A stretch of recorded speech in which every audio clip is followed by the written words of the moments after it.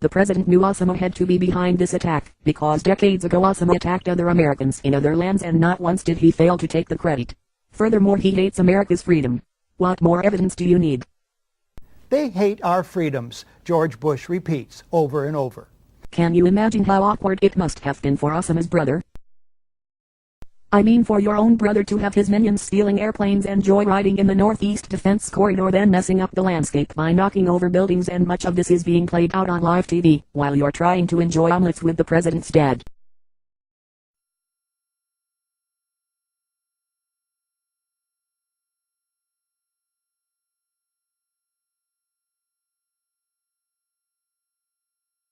Osama's brother must have just been embarrassed at the spectacle. It's no wonder the Bin Laden family was flown out of the country, while everyone else was grounded.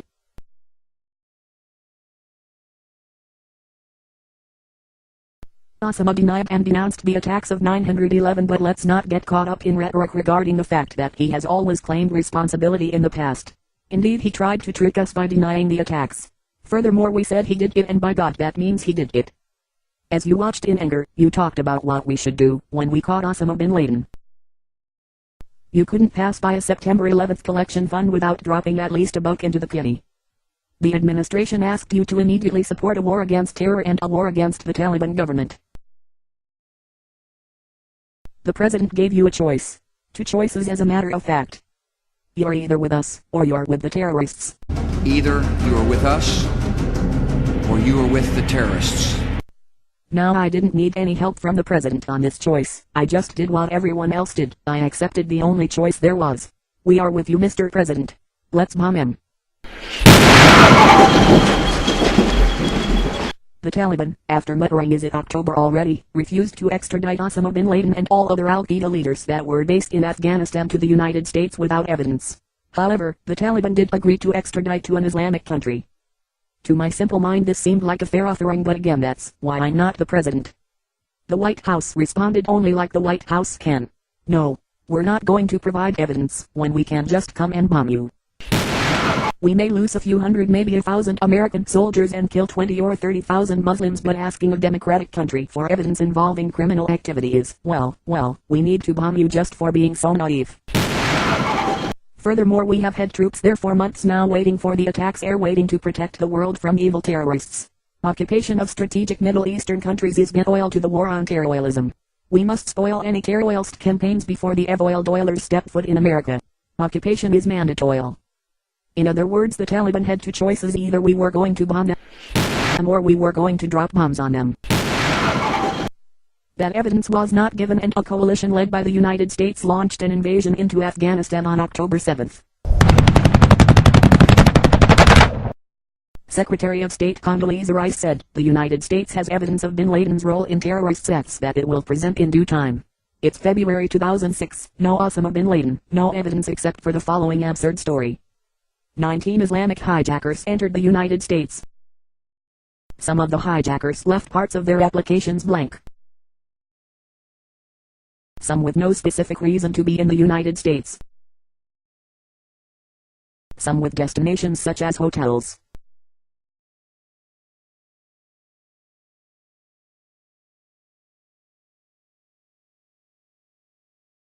I am holding in the hand some of the applications of the terrorists who killed my husband.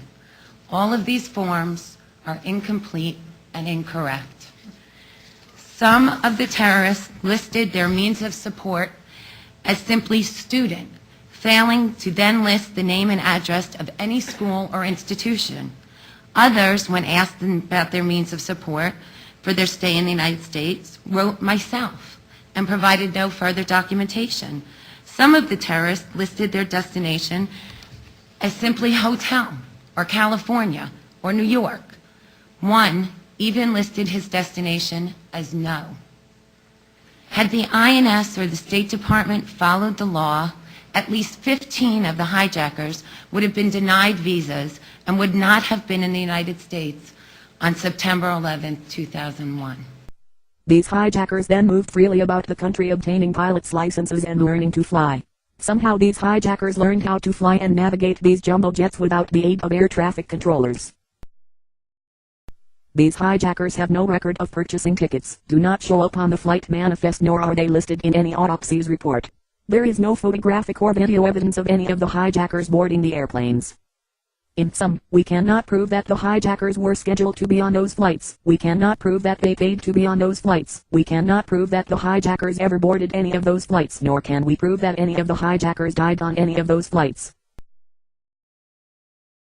None of the American pilots or co-pilots or navigators on any of the 4 flights thought to send a distress signal while these hijackers were beating down the cockpit doors. The hijackers were somehow able to get through locked cockpit doors, and with nothing except razor blades, plastic knives and or box cutters, these amazing Arab pilots took control of all 4 airplanes, even though some of the American pilots that gave up their airplanes had a military background. Indeed, the hijackers were a perfect 4 out of 4 in takeaways. The 911 Commission report would lead you to believe that they lost Flight 77 from radar for 40 minutes, because the hijackers turned off the transponder.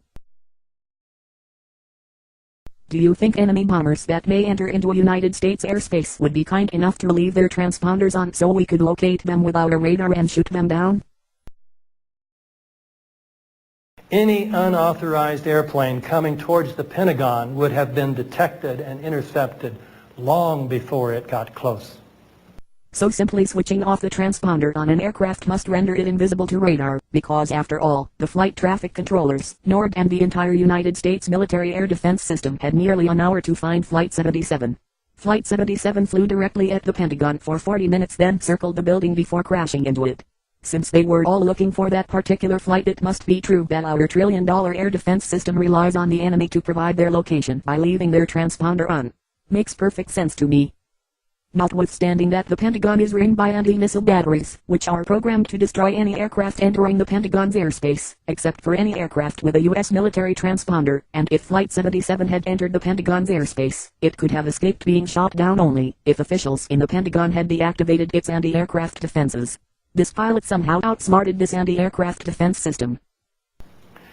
Third, the Pentagon is ringed by anti-missile batteries, which are programmed to destroy any aircraft entering the Pentagon's airspace, except for any aircraft with a U.S. military transponder that would radiate a friendly signal. If by some fluke Flight 77 had entered the Pentagon's airspace, it could have escaped being shot down only if officials in the Pentagon had deactivated the anti-aircraft system. The Arab pilots had enough skill to fly close to the ground without anyone hearing the loud roaring jet engines. Engines that are powerful enough to have blown automobiles off of the roadways as they roared over. It is important to understand that the official conspiracy theory does not show, as one would think, Flight 77 diving into the Pentagon.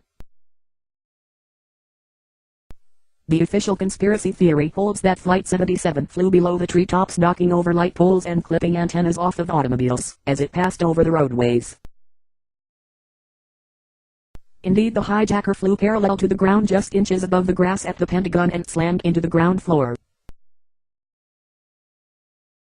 In other words, if the Pentagon had not been in the path of the aircraft, the pilot could have simply pulled back on the yoke and regained altitude. No shit. These are some amazing piloting skills. To think you're going to hit a cement wall at 500 miles an hour in just a few seconds and you're able to keep a steady hand. You're able to keep from upsetting the Pentagon's gardener by being careful not to scrape the lawn with the jet. Even as you hate these Arab pilots, one cannot deny their cunning and calmness. This pilot was so cunning he turned up alive in Saudi Arabia. When the FBI realized that this experienced pilot was still alive, they simply changed that aspect of the official conspiracy theory, stripping the first Arab pilot of his wings and awarding them to another Arab that was lauded as a terrible pilot by his instructors. Fortunately for the folks that are hawking the official conspiracy theory, this inexperienced pilot has not turned up alive. It should also be noted that he has not turned up dead either. In sum, now it was no longer an experienced pilot that flew the 757 like it was a toy. It was in fact an inexperienced pilot that flew this plane with jaw-dropping skill and pinpoint accuracy. Sounds reasonable, doesn't it? One can imagine how betrayed the inexperienced pilot felt when he found out that the experienced pilot had missed the flight. Luckily for the military, the hijackers chose the only part of the Pentagon that was undergoing renovation to make it stronger in case of an attack. As evil and sinister that you believe this inexperienced Arab pilot was, one cannot help but wonder if he were trying to limit the number of casualties. After all, he had to go out of his way to hit the renovated section of the Pentagon, which happened to be the furthest possible section of the building from the offices of the top brass.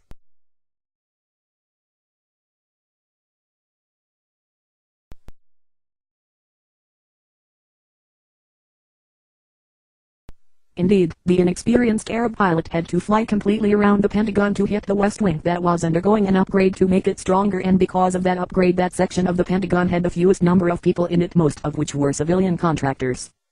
In sum, the inexperienced pilot made a 280-degree turn in Pentagon airspace, circling 4 of the 5 sides of the Pentagon, then flew this jumbo jet just a wee bit above the ground without leaving so much as a scrape on the grass. He went through all of this trouble so he could slam into the strongest part of the Pentagon that had the fewest number of people in it.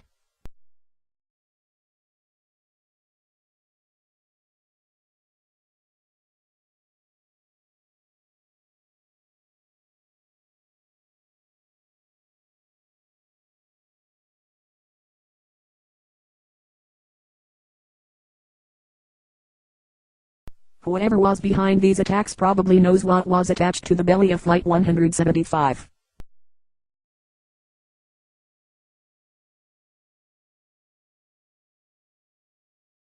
Since commercial Boeing airliners do not have pods attached to them, some theorists believe it is a pod for a missile. Apparently the flash that has been recorded by 4 different camera angles showing what appears to be a missile fired from this pod is where this theory is drawn from. The following footage is taken from the documentary, Why the Towers Fell. Whoa, whoa, whoa. Bring it back. Did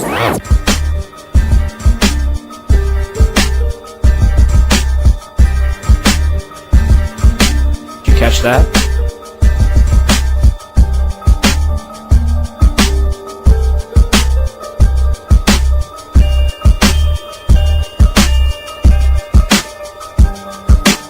A missile is fired seconds before impact.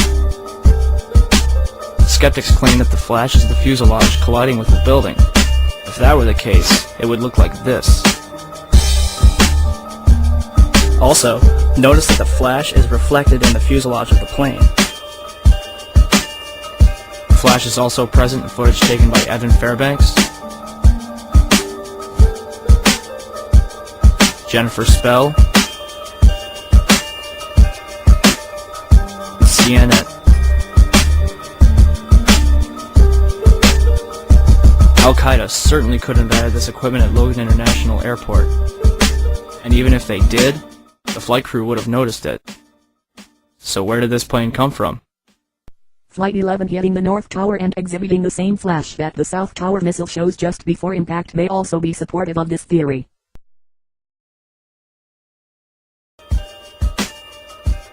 In case you missed it,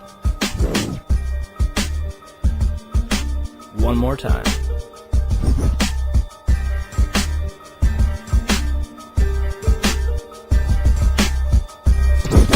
If you look closely, you'll notice that the shadow of the plane meets the building after the flash occurs. This means that the flash is not the fuselage colliding with the building, but rather a separate event. Not to mention that the flash is twice as wide as the fuselage itself. Naturally, it is possible that someone is playing a cheap Photoshop trick on Americans by manipulating the video, so it would probably be a good idea to confirm this strange flash by using the video from the major news agencies and slowing it down yourself, as did I. This would sure go a long way in determining whether the official White House conspiracy theory where 19 freedom-hating hijackers with box cutters was indeed the correct version, or if someone else may be sitting back and laughing at our gullibilities.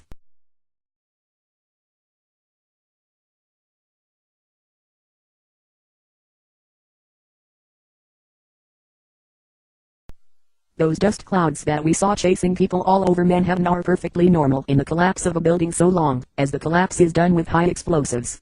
7 is 47 stories. Explosive energy creates hot dust clouds rising like a volcanic eruption. By the other two, it was kind of a reddish brown, and it more or less ran east and west. It was a long, thin building, but it had been damaged and it had been on fire for hours, and the smoke just seemed to intensify. But we really couldn't see a lot of damage from this angle, from the north side of the structures.